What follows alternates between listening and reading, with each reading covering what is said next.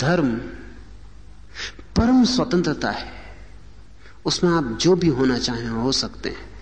होने का सारा जुम्मा आपके ऊपर है, सारा दायित्व आपके ऊपर है। आप परमात्मा से विपरीत चलते हैं तो दुख पाएंगे, इस कारण बड़ा उपद्रव हुआ है। आप परमात्मा से विपरीत चलते हैं तो दुख पाएंगे, आप अनुकूल चलते हैं तो सुख पाएंगे। इस कारण दुनिया के बहुत से धर्म ग्रंथ बड़ी भ्रांति पैदा कर दिए। उन्होंने इसको ऐसा समझाना शुरू कर दिया कि जो उसके विपरीत चलेगा उसको वो दुख देता है, और जो उसके अनुकूल चलेगा उसको वो सुख देता है। ये बात बिल्कुल गलत है, क्योंकि परमात्मा भी अगर विपरीत चलने वाले को दुख देता है तो अति साधारण मनोदशा हो गई, और अनुकूल चलने वाले को सुख देता है तो मनुष्य की साधारण बुद्धि से ज्यादा बुद्धि वहां भी ना रही। प्रशंसा जो करता है, स्तुति जो गाता है, पैरों में जो पड़ता है, उसको आकाश में उठा देता है, और जो इनकार करता है, स्वीकार नहीं करता और शराब खाने में बैठता है और मंदिर में नहीं जाता, उसको नरकों में डाल देता है। ईसाईयत, यहूदी और इस्लाम, तीनों धर्मों ने एक नैसर्गिक घटना को मनुष्य की व्याख्या देके बहुत विकृत कर दिया। जब आप उसके अनुकूल नहीं चलते तो वो आपको दुख नहीं देता, आप दुख पाते हैं। इस फर्क को समझ लेना चाहिए। वो आपको दुख नहीं देता, अपनी तरफ से वो आपको कुछ भी देता लेता नहीं है।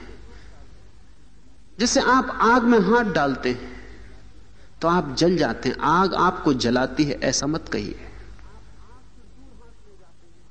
आप आग से दूर हाथ ले जाते हैं तो ठंडक मालूम होने लगती है, आप पास हाथ लाते हैं तो गर्मी मालूम होने लगती है।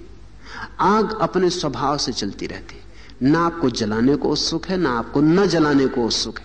आपसे आग को कुछ संबंध नहीं है, आग जल रही है, उसका स्वभाव है जलना। आप दूर और पास आते हैं तो ठंडक और गर्मी बढ़ जाती। परमात्मा का स्वभाव है स्वतंत्रता। आप दूर जाते हैं स्वतंत्रता से तो आप बंधन में पड़ने लगते, बंधन से दुख।